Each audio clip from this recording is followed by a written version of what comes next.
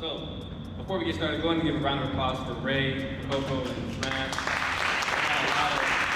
All right, so the name of this class today is actually Make More Money Beyond the Chair. As we think about ways for barbers to make money without trading time for money, that's something you and I talked about before. What are you doing today to be able to put yourself in the position to have legacy? Really just working on staying the truest version of myself. That's what's gonna keep my brand alive.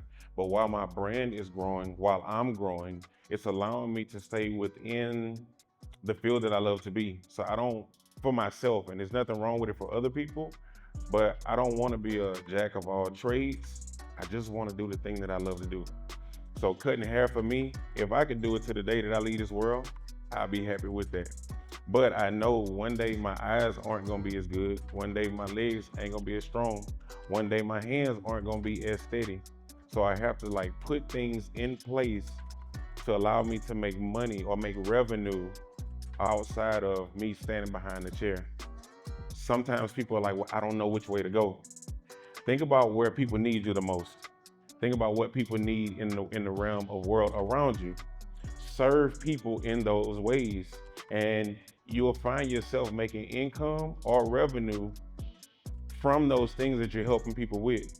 I know you just finished barber school. Let me set you up with a system to where we teach you the ins and outs of the shop world and how things go outside of this. No matter what it is, as long as you're serving, you find a way to serve, you can make revenue from those things. So don't think too hard about it. Just operate in your purpose. Start working towards your purpose, and God gonna keep opening more doors for you to make more revenue. The other ways to make money is really pretty much, I want to say products, outside of cutting hair products. With me, I can just speak from myself, social media. Social media, get monetized and run it up. The content has to be consistently entertaining. I think that's the first, and people only have their extension span, it's only so long, so what's important is the first 3 seconds of the video. To me, I always tell barbers the most important thing is mastering the chair first. Everybody wants to step outside of their chair and do something else when they haven't mastered the chair. When you master the chair, then you have the opportunity to go out and do other things. When you're servicing your client, you're gonna get the best out. You're gonna find out who that person is, who they work for, what they do. And I was telling somebody earlier, I'm in LA, so you got celebrities that just come down the hill from where they're at, 2 blocks up and come just walk up in the place, right? So what my barbers and what I've learned from my barbers is that these guys have credits on hours, right? They sit here, they're cutting a producer, and then this other guy, right? And that's probably in the realm where Coco's at right now. She knows influencers and people, and now you're like you said, collaborate. Ray has found a way to collaborate with us at the business-to-business level. Coco has found a way to collaborate at the personality level. So one theme that you can see here, a way to kind of grow your brand is to collaborate with other brands and look for the mutual benefit that both parties can kind of get out of it. Kind of keep that in mind. Serve your client, right? When you serve your client, you serve your business, it's gonna serve you better. You know what I'm saying? You do everything the correct way. That's more important to me and will help you get to things outside the chair. Make sure you have standards and principles that you follow. You're gonna need that before you do anything.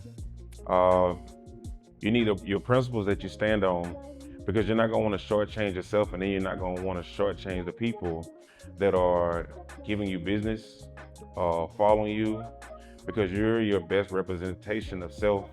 And if people start to notice that you're shortchanging them, that's the quickest way to lose everything you got. In life, there are no shortcuts. So especially for your brand and what you represent, there are no shortcuts. So take the long road. It's cool because you give yourself a blueprint to where you need to be in life. And if you take the long road and give yourself that blueprint, there is no way of falling off, because if you do have a little setback, you know exactly how to put yourself back in place to get exactly where you need to be. Sometimes when you better than a man, the ego is hurt a little bit. So then, yeah, it be your own barber brothers in the barbershop that's might looking a little bit too hard. And then I'm already in the male-oriented industry. So sometimes they felt like I was a competition. And I found it sweet. And ever since then, I was able to design my own suite. I'm coming in there whenever I want to. It's 24-hour access. I can do my social media, cut my hair, it's quiet or not. But I definitely like the suite better over the barbershop. Being a shop owner is not for the weak. You know, everybody, all you guys can say, oh, let me get 6 chairs, $200 each, right? $2,400. You know, you do the math, and then that's all you see. But you don't understand all the other things that come on, the bills, the you know, just things that you have to pay, that you're spending money on, that you think is a profit. And at the end of the year, when you got to pay taxes or do this or do that, it's not that. Do your research with owners, like not just ask them all the good stuff, but ask them what's the heartaches, the pains, and you know, you want to fire this barber, and everybody tell you to fire this barber, but you know rent's coming up, and shit, I can barely make rent, and I need this barber here. So you debating whether you should be doing that or not, right? But like you said, go to barber school and it's just school, but you have to take after, you know what I'm saying? You have to get a master's, you have to go get this, you have to go do that. Like that's what everybody should be doing constantly. You know, I know you guys, everybody up, we're all still learning. Until we all get put in the box, we're all be learning. So one mistake that I made was I was giving too much of my time away for cheap. So outside of me servicing people, I still gave people access to me. So I say it was access.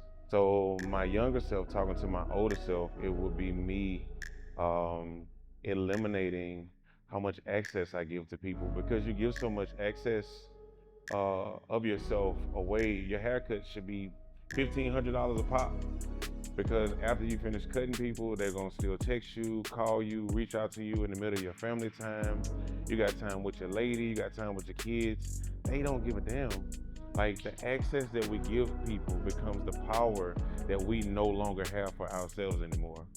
So for me, that's my biggest thing, and I'm still working on it today. Inconsistency.